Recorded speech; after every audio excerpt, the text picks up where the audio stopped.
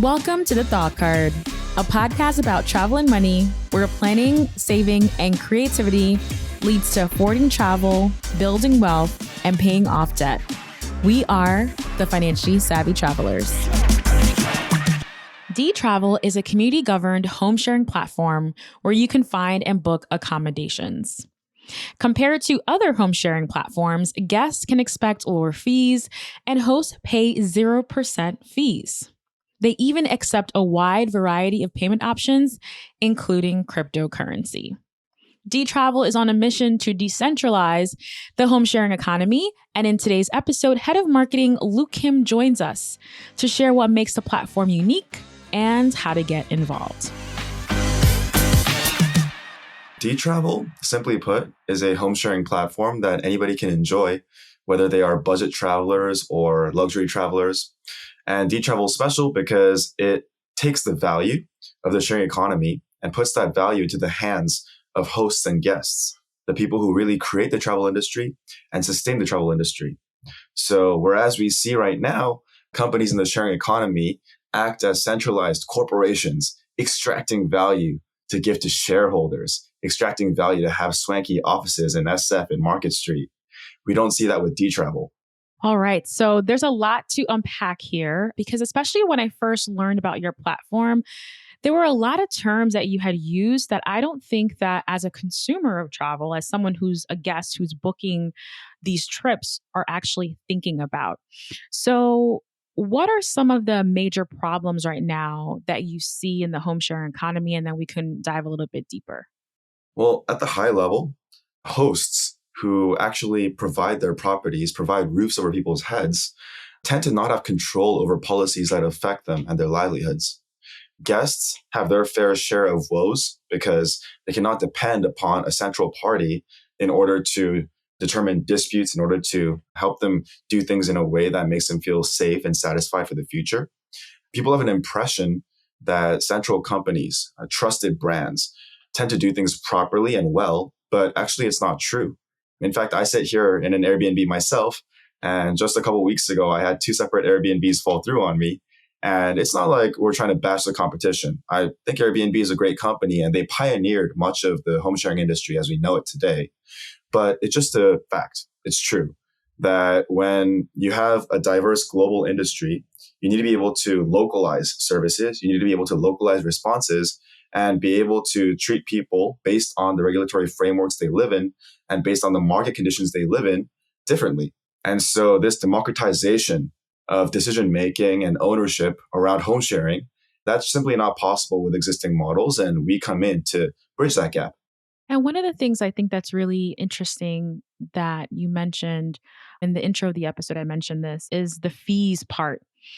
I've been using competitors like Airbnb for years, and I have noticed something striking, especially during the pandemic. I've noticed the fees have become astronomical to the point where most of what I'm paying could go to fees. And I think that is a pain point for guests as someone who's visiting these places. So can we talk a bit about the fees, and is it true that it's escalating over time? Yes. So in my experience, fees never get lower, they get higher. Prices never get lower, they get higher. So it's just how it is. It's the world we live in. But Dtravel, we've committed to giving hosts 0% fees because, frankly speaking, if the supply side exists, that is the prerequisite to get the demand side to happen at all. So hosts are our highest priority demographic. We love hosts, we respect hosts. And for the rest of us, for the guests and whatnot, the fees should be just about 50% off compared to general market rates. So fees right there, you can see that fees are lower in Dtravel. But the way we execute on this promise is by creating a decentralized ecosystem. And that's very important to talk about because if you don't have a centralized company to fund and to sustain, if you don't have a centralized body to pay out big bonuses to CEOs and whatnot, then you can actually automate much of the processes that we think about when we think Airbnb. We can automate much of the agreements that need to be made between people, whether those agreements are dispute resolutions or homestaying agreements. So we kind of rely on this new future of organizing ourselves in a way that is democratically oriented, in a way that's decentralized. And that actually should save costs.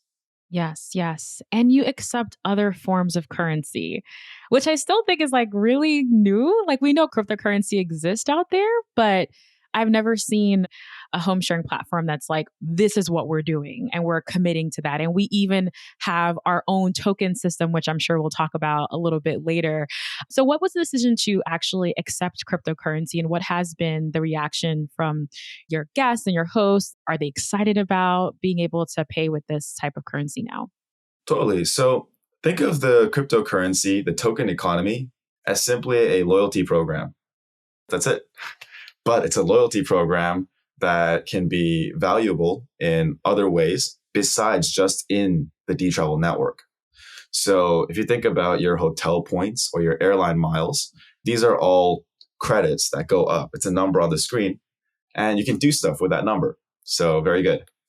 But for Dtravel, we award instead TRVL, the travel token. It's not very creatively named, but we think TRVL sounds good. So let's say as a digital nomad, which, hey, look at my bag, I book a property on Dtravel, I get some TRVL. Then it turns out next time I book a place, if I book in TRVL, I could get massive discounts because I'm using the in-network currency. It also turns out that TRVL holding entitles me to certain benefits. So if there are exclusive perks and value-add programs that we release to network members, then if you're a holder of TRVL, we automatically recognize that you're in the platform, you're in the community. So maybe you can win something, maybe you can get a perk. And TRVL itself is a cryptocurrency. So if you think about how cryptocurrencies work, if you think about maybe even for the layman, you've heard things like Dogecoin, Baby Doge, Bitcoin, Ethereum. Imagine that as the network grows in value, the token probably also grows in value. So it's in many ways a sensible thing to put into a home sharing economy. There's a lot more around our tokens, but I'll kind of stop right there and transition to what we call NFTs. So many of you won't know what this is, but you will soon. And it's one of those things that seems like black magic now, but it will become mainstream soon. So NFTs are non-fungible tokens, which is an extremely nerd way of saying VIP member points, VIP member cards. So instead of issuing to you, the traveler, a card that we send by mail, which is cumbersome and slightly dumb because we don't need it today in this modern world, we will send you a digital certificate, an irreplaceable, irreplicable digital certificate that says you're a community member in VIP standing. This will allow you to participate in monthly drawings of amazing rewards like private yachts, private jets, maybe celebrity second homes. Imagine if you could stay in Mayweather's second home, and etc. And so what's interesting is this NFT, this VIP membership card. For the lifetime of Dtravel, the plan is to add more and more benefits on top. So if you're a traveler and you hold one of these very exclusive VIP cards, which are limited in number, then it stands to reason that the amount of benefits that you get because you're a holder increases over time as Dtravel makes partnerships with great organizations and brings in value. And later on, you might be able to offload this asset to someone else and make yourself a tidy profit. So that's the concept behind NFTs in general in the world of cryptocurrency. But in Dtravel, there's a lot of utility value within the token. It's really a utility value that we're talking about here.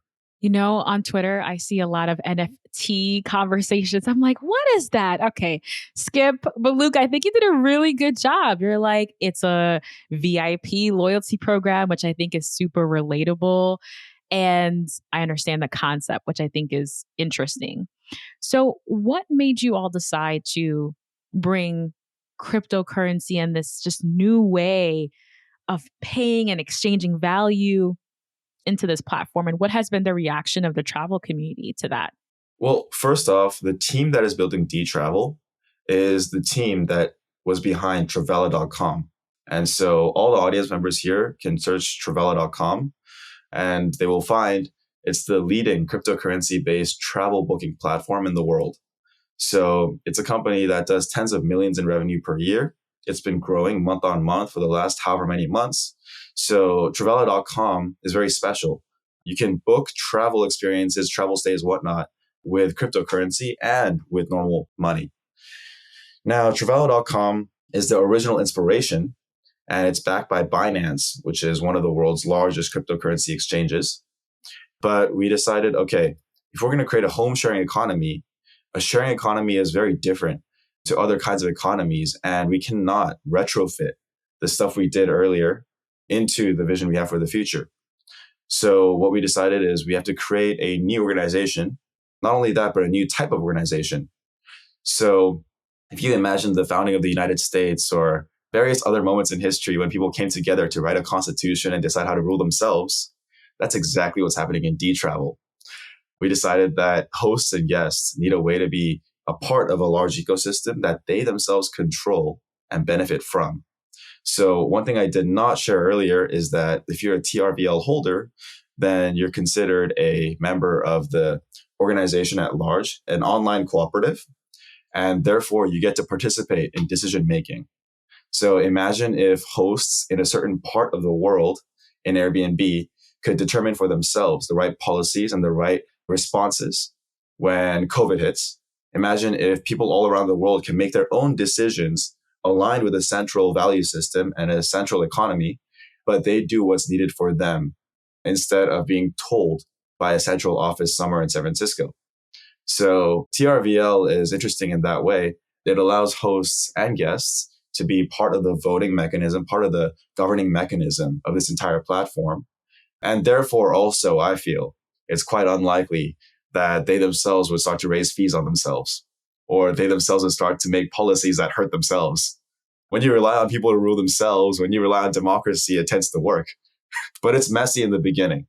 Yes, yes, yes. Okay, I definitely can see that and I definitely understand that. And going back to the centralized and decentralized platform, one of the things that we've seen in other platforms that have been lost is the ability for peers, for hosts to be able to communicate with other hosts, and even some host to guest communication. So, what will communication be like on the Deplatform Travel platform? We really don't like how other platforms create walls between hosts and guests. And usually these walls can be jumped very easily. So it's as if you're spending company time and money to artificially block conversation when really you can't. So the reason is clear. If you allow hosts and guests to directly interact, so long as the middleman, meaning the home sharing platform, isn't providing a lot of value, the natural next step is to just cut out the middleman. Who needs them anyway? So most of my nomadic friends, most of my traveling friends, especially those on a budget, usually they'll go to an Airbnb and then negotiate directly with the host, get a lower rate, and everyone's happy. And then it's a long-term stay. So from Dtravel's side, what we're trying to do is provide the amount of value necessary to keep hosts and guests engaged and interested, to keep them wanting to go through Dtravel through each other. And so it's an ambitious undertaking, but completely possible at this point. And I think the level of innovation we've seen in travel, it's pretty rapid. Airbnb definitely pioneered the home sharing model, but before then we had couchsurfing as well. We had a lot of different models, interesting things. But now it's time to sort of evolve it further. And I'm kind of excited to see where that goes. Although I have full faith it'll go successfully. So for me, it's more like watching a train come to the station. I think sometimes people tend to see it as, wow, we're trying to see a dragon fall from the sky. But it's not that esoteric. It's not that mysterious. This democratization and gig economy, sharing economy type vibe has been around for a while. We just need to implement. Yes, implementation is very important. So we covered a lot of things. We talked about the fees and how Dtravel is able to lower the fees on both the host side to the point where it's zero fees. And for the guest, we are thinking it's about 7.5%, I saw was the number for that, which again, fees are a huge part of what we pay on other platforms. So that's going to lower the cost. Also, Dtravel's ability that you can accept other forms of currency like cryptocurrency and these travel tokens and NFTs, which I thought you did a really great job at explaining because I'm a newbie at that. So that's really great. And even prioritizing the interest of the community over shareholders, right? Because when you're now a publicly traded company, you are responsible to grow the company in a way that is beneficial to shareholders and not necessarily the interests of your users. So I think that is really important.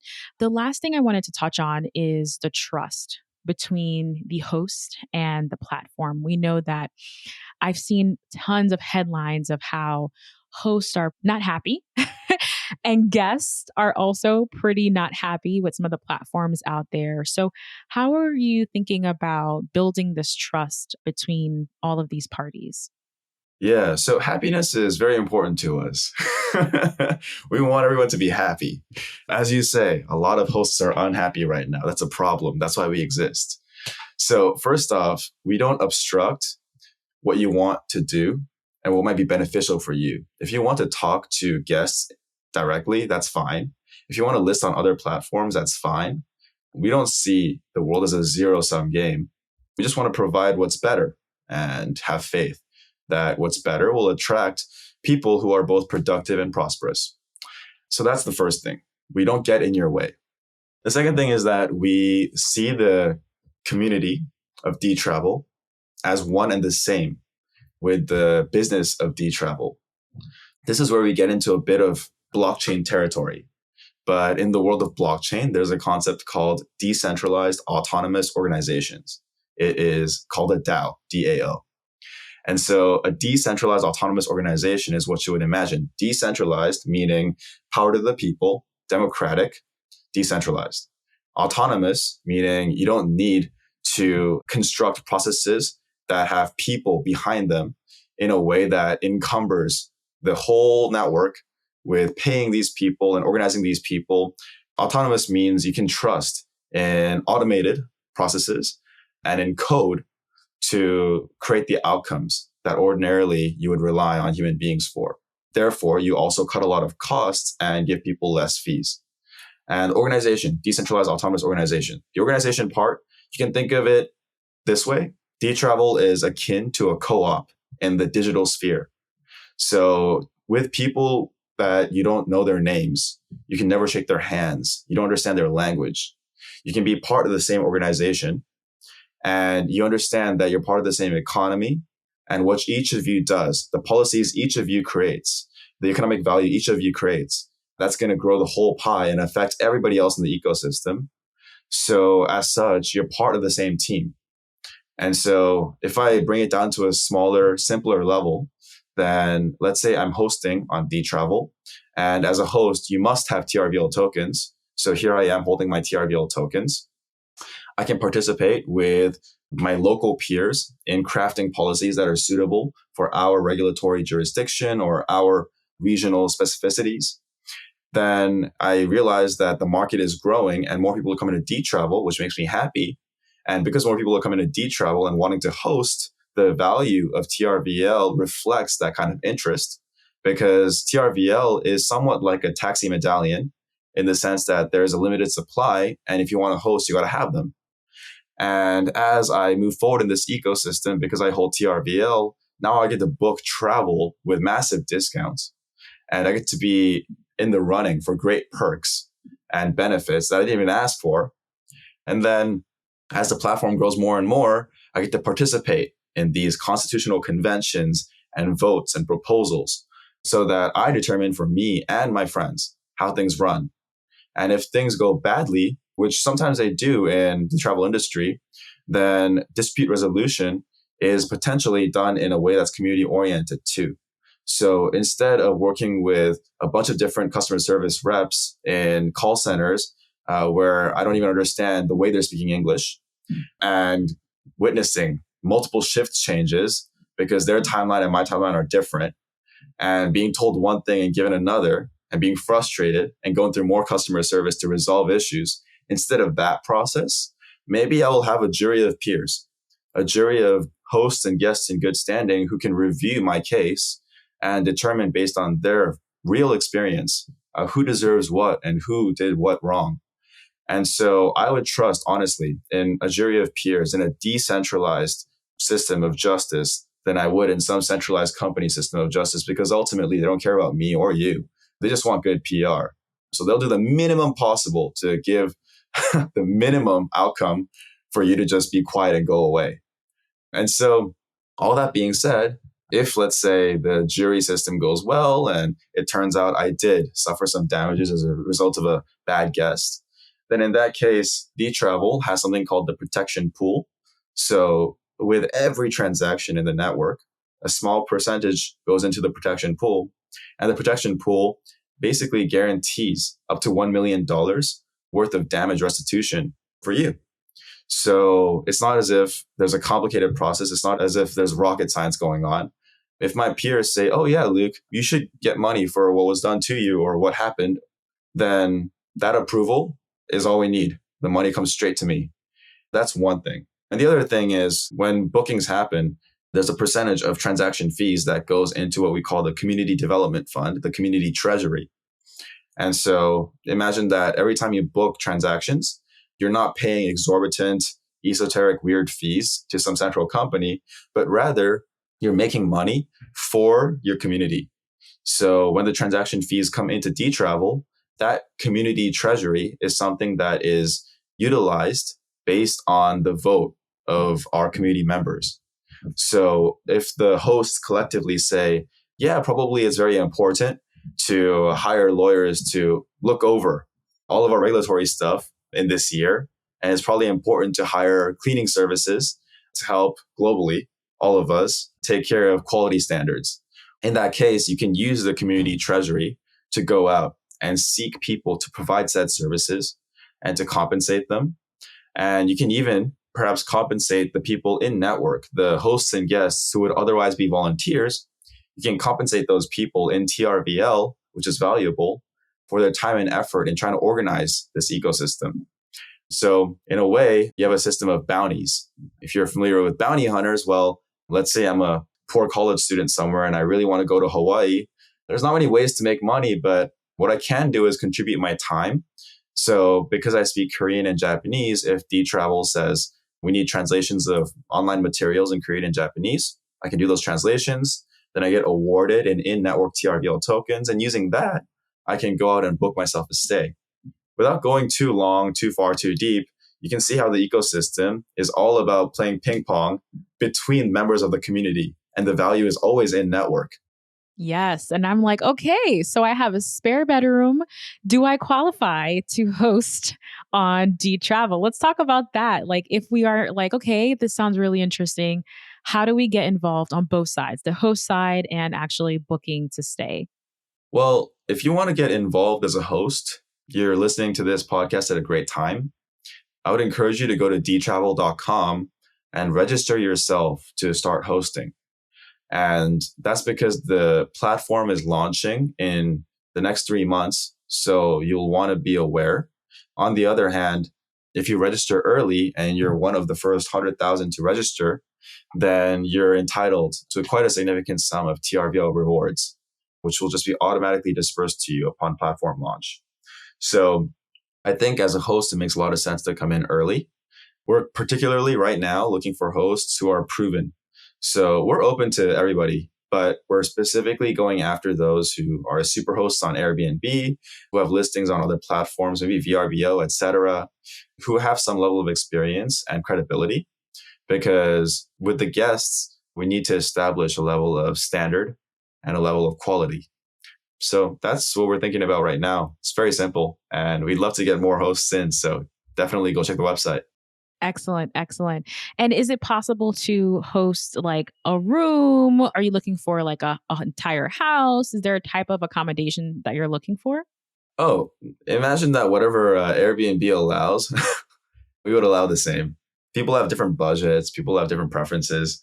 So as long as there's a standard of safety and hygiene and communication, beyond that, we kind of let the community decide what to list and what to book.